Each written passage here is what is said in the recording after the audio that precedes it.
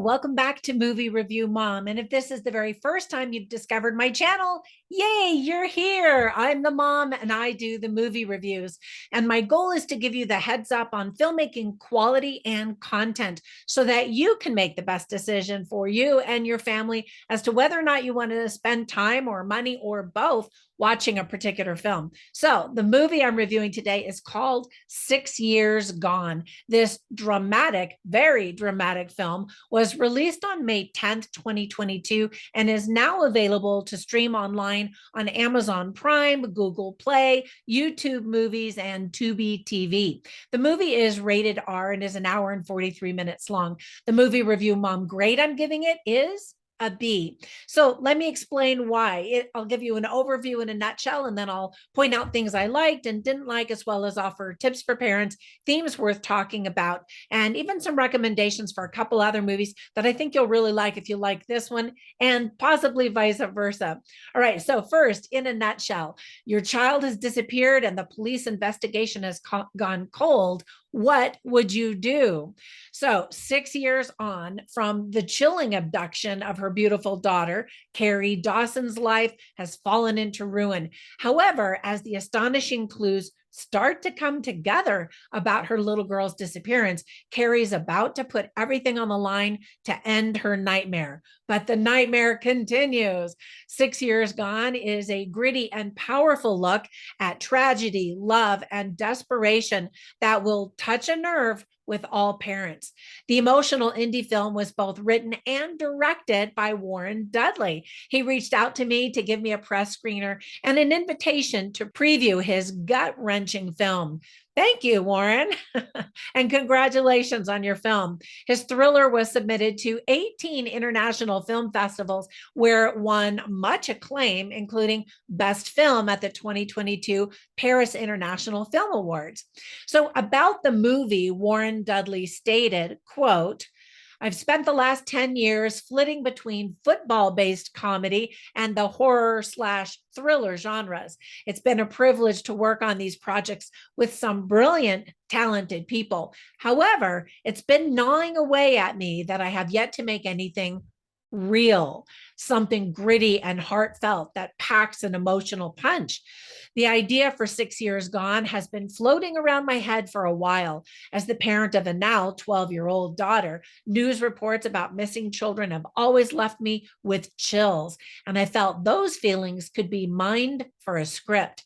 About 6 months ago, I saw a Belgian film called The Unknown Girl, and it immediately made me think that in a similar way of shooting could bring my new idea to life.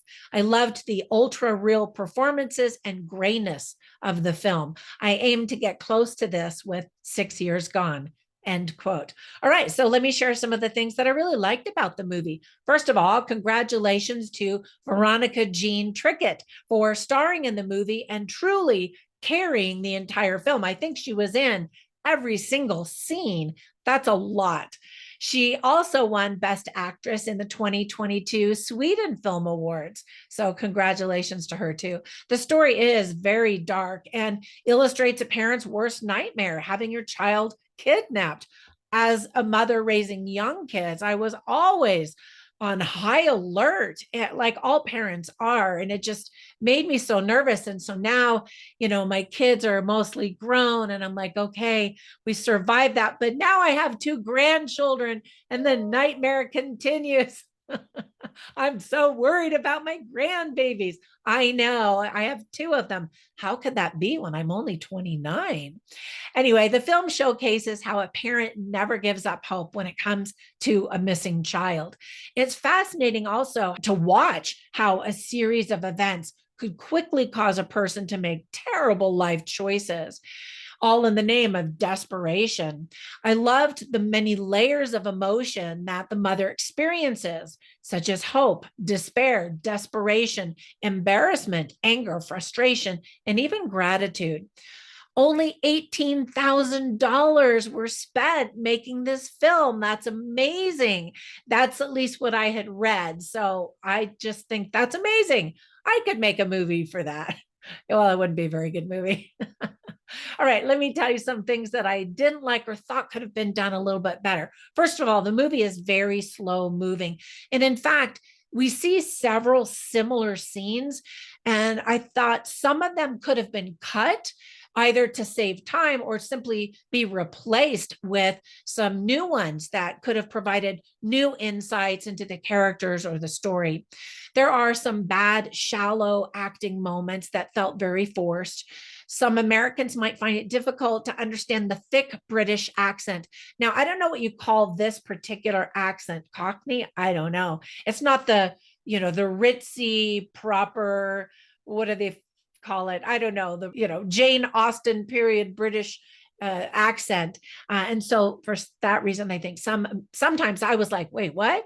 So you might benefit by turning on captions when you watch this. That's all I'm saying.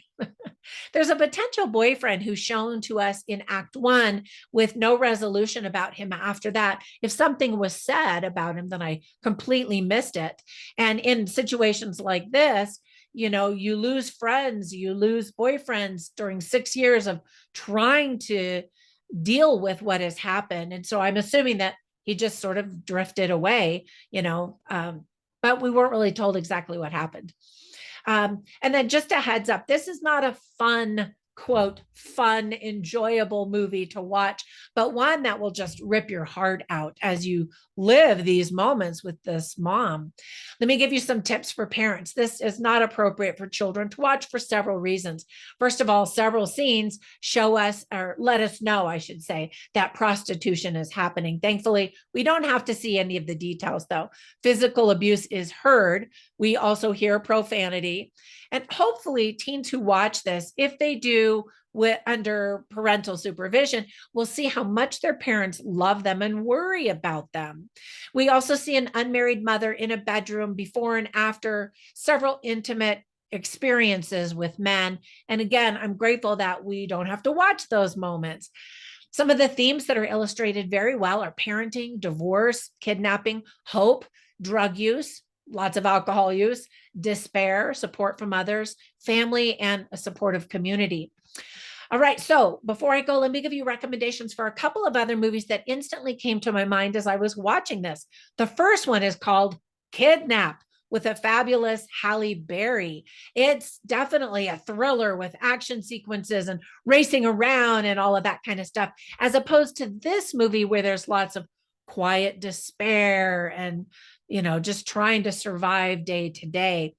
The next movie is a recent movie that came out with Gerard Butler called Last Seen Alive. And in this case, or in the case of the Last Seen Alive movie, it's his wife who just disappears and he's got to try to find her. And there's lots of racing around and action and thrills and chills and all of that kind of stuff too. All right. So I hope that if you watch any of these movies that you enjoy them. And thank you so much for your support. As always, I really appreciate it. Be sure and subscribe and give this video a thumbs up because it actually spreads YouTube magical fairy dust all on my channel so more people can discover it as I'm trying to get it to grow. Have a fantastic day and I'll catch you in the next one. Bye for now.